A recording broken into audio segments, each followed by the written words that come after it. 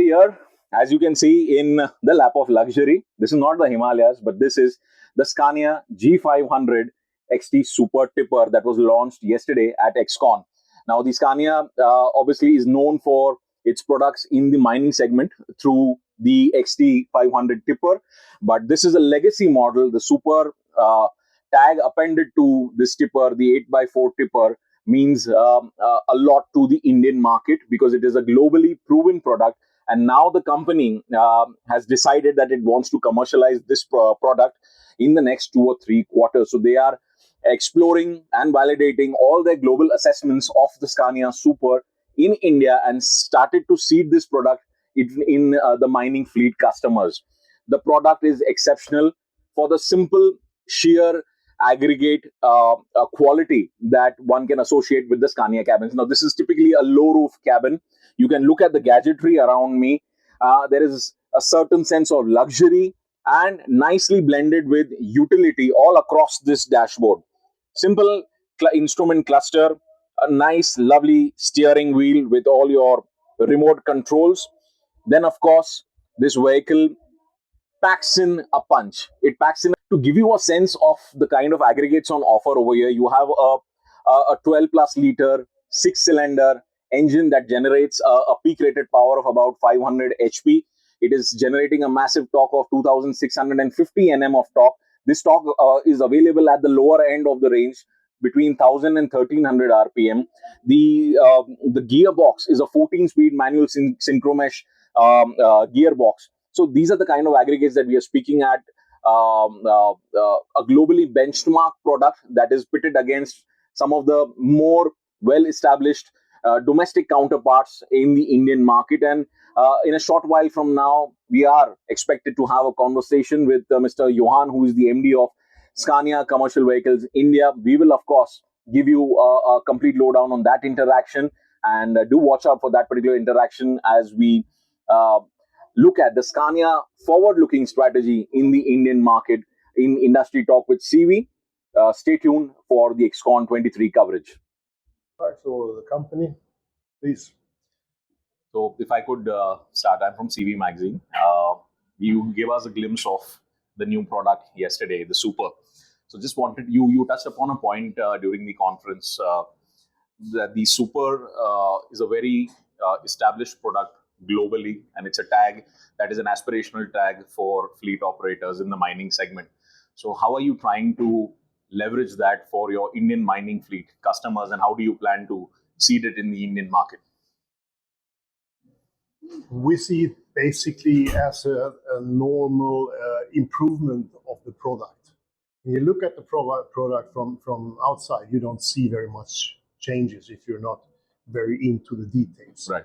When you look into the details of the engine and gearbox and a few other things, then they are the changes are decisive. They are very big.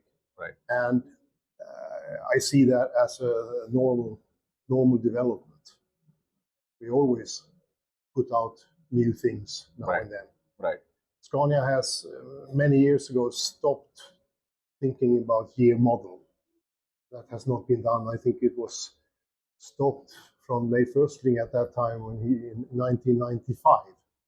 I think they stopped talking about model year, and they talked about continuous improvements. And when they have a new product, a new improved product, and they bring it to the market, perhaps together with a few things. Right. That's exactly what this is. Right. And it comes in very handy right now because the whole world is talking about green energy. Right.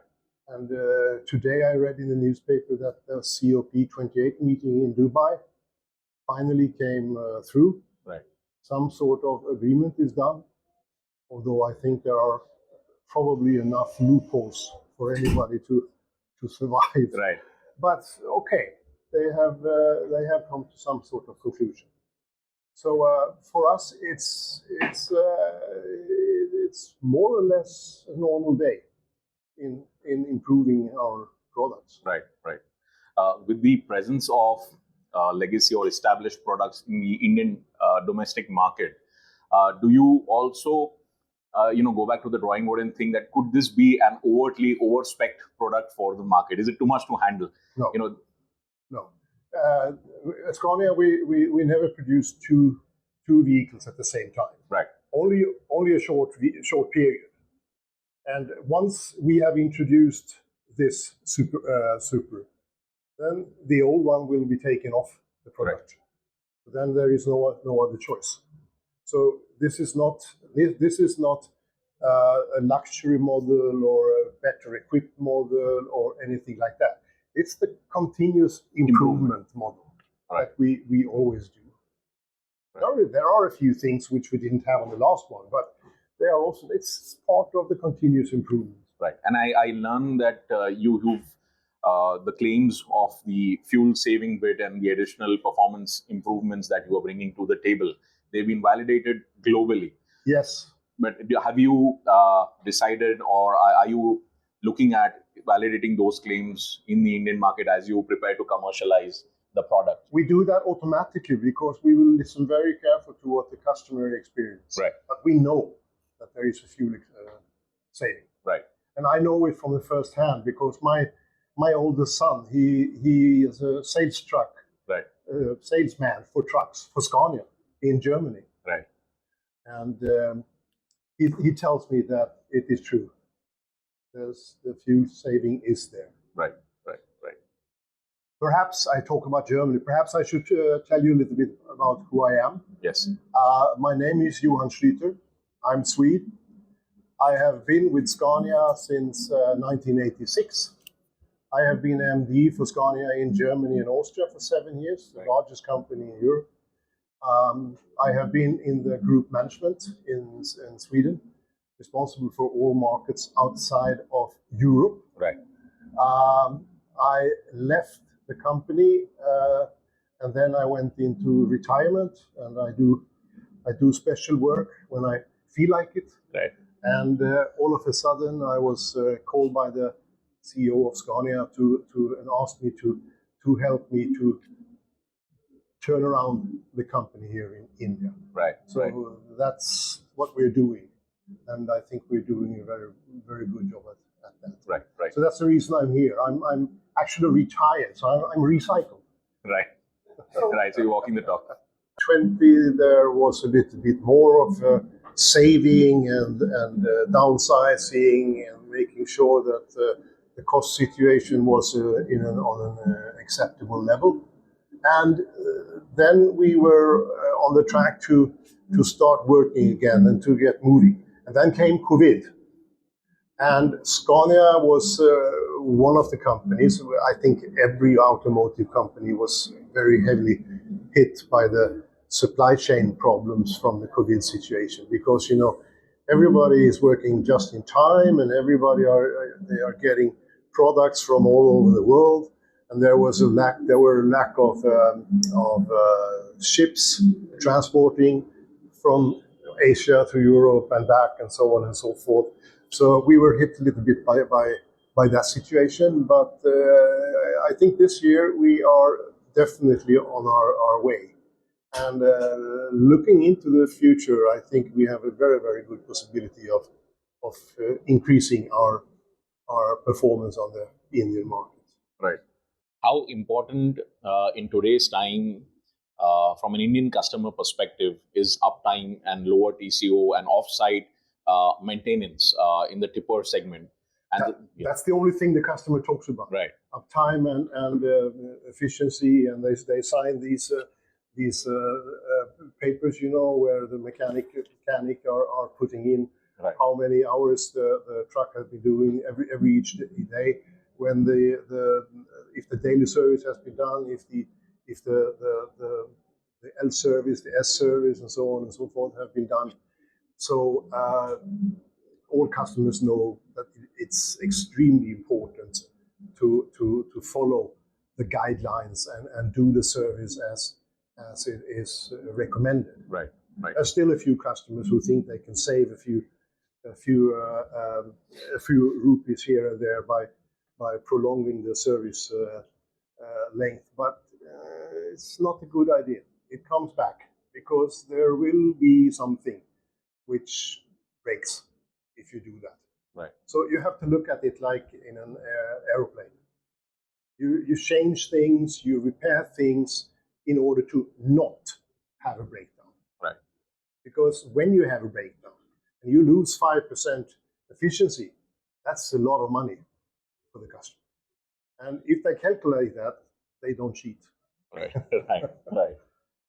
What is your assessment, a realistic timeline in your assessment of all of those pieces coming together and perhaps a Scania long haul making its way to Indian roads? You know what? I've been here in India now for a little bit more than 2 years. Right. And I have to realize that every timeline I have set up for anything has never worked. So I have done the wrong estimation every time I do a timeline. Right. So I'm not the right person to do a timeline in India. But are you encouraged? There are road trains operating on select routes. You have the yes. When it comes to the roads, I have no doubts. Yeah. I'm a little bit more pessimistic, or have a longer time frame in my mind when it comes to interstate administration. Right. That's what I think the most difficult part is.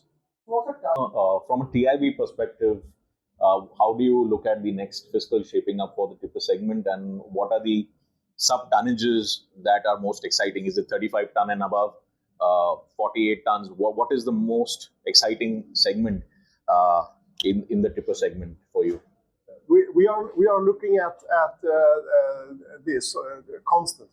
We are looking at it constantly and see what the market looks like. The market for tipper is of course very big. It's X times of the mining market, but the vehicles are also quite cheap.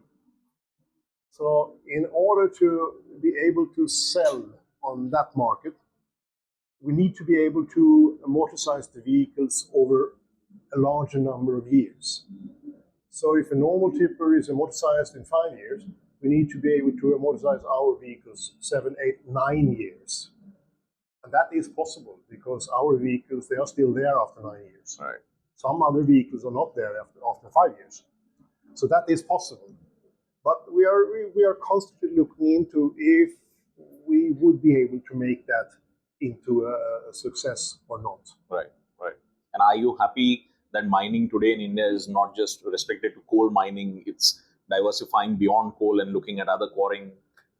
Yes. Does that present a good opportunity if you are looking to bring the company back to better health? Yes, we're looking into a few other, and we also have a few other companies who run cement, stone, and a few other things. We have such customers as well, and we are very interested in that. And the tippers we produce today, they are taking care of the overburden in the mines. Right.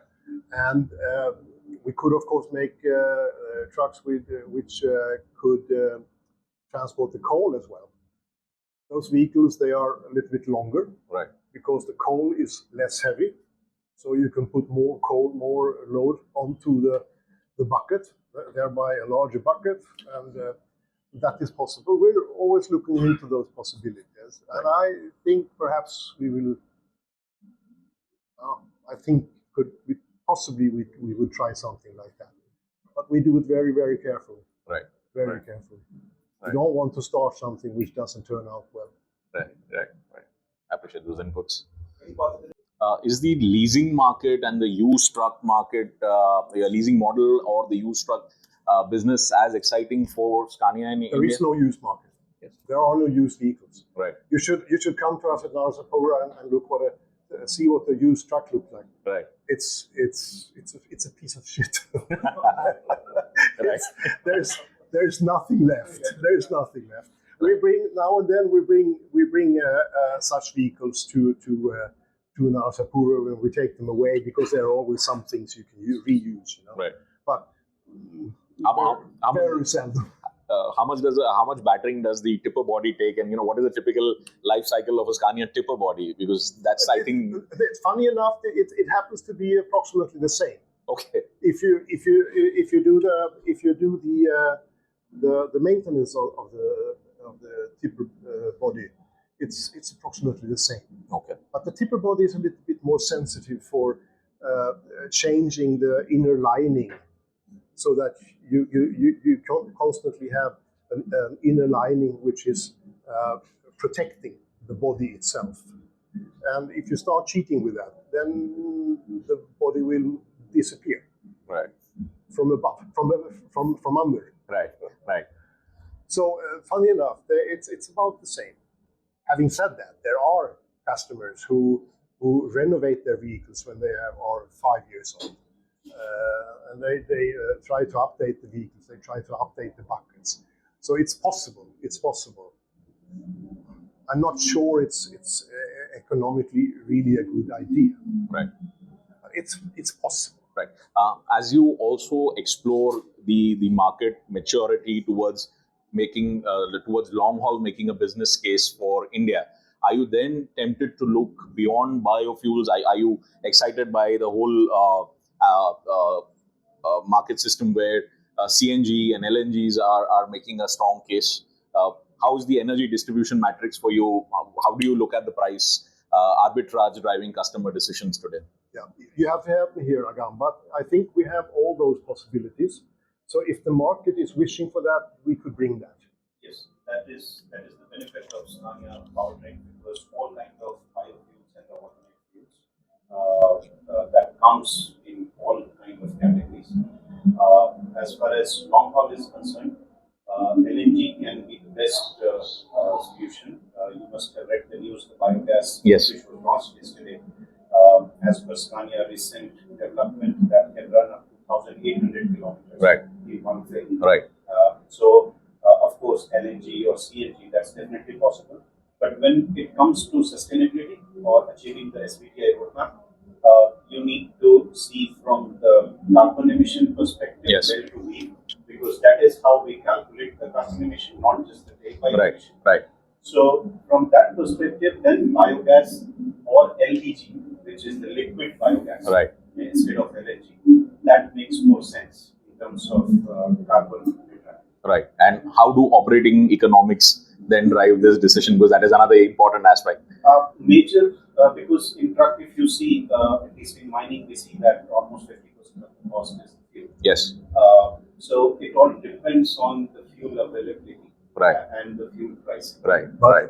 Obviously, we are working together, very close together with one or two of the fuel delivery companies, Yes. to make sure that we know what is happening and they know what a truck like our truck needs. Right. Right. Right. Right. And Scania, any truck, whether it is biogas or diesel, you will see that our truck is the most fuel efficient truck. Continuously, we get the Green Truck Award in Europe. Yes. Last year also we 22. Yes. got the Green Truck Award. The biogas engine is 5% more fuel efficient as per our Right. testing. So from OEM perspective, we take care of those things, and then it all depends on the fuel infrastructure and the fuel pricing. If that is available, then it's a very good combination. Right. Profitability for the customer. Right. Right. One final question from my end. How are you sprucing up your fleet management services, the telematics and digitization side of it? How are you providing more actionable insights to your mining fleet customers?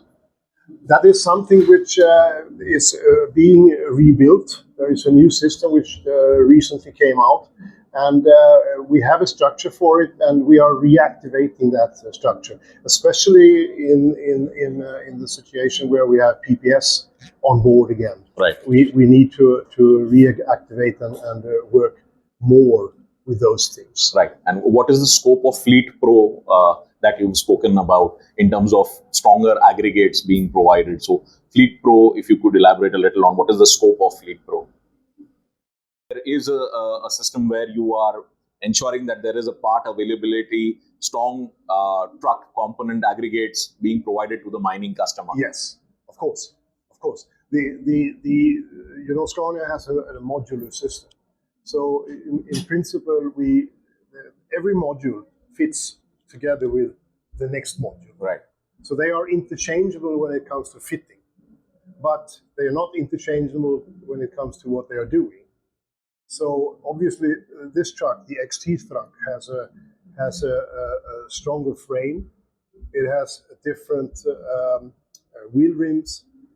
It has different axles, different gearbox, and so on and so forth. So all the different components in such a vehicle, they are a few steps up compared to a on-road vehicle. Right. And based on a common If you platform. put one of these trucks on road, it would never break. Right. But you will also not get a very good fuel consumption. Right. Are you tempted to look at one platform and then build a range around it? Because that seems to be the strategy, whether it's Volvo, whether it's the domestic players. They seem to be offering a complete range. So even if you are available above 16 ton, if that's the sweet spot for you, are you looking at a range out of one platform? Or are you going to stick to that strategy of continuous improvement and one product which you feel will be readily accepted by the market? We use the modular system, as I said, and in the modular system you have 5 cabins to choose from. Right. You have a number of gearboxes to choose from. You have a number of engines to choose from. You have a number of frames to choose from. A number of axles to choose from. Right. And that's it. And then the technicians, the designers, they have to take care that these things that you have chosen fit together. Right. And that the parts in between also are up to the work that they need to do. Right.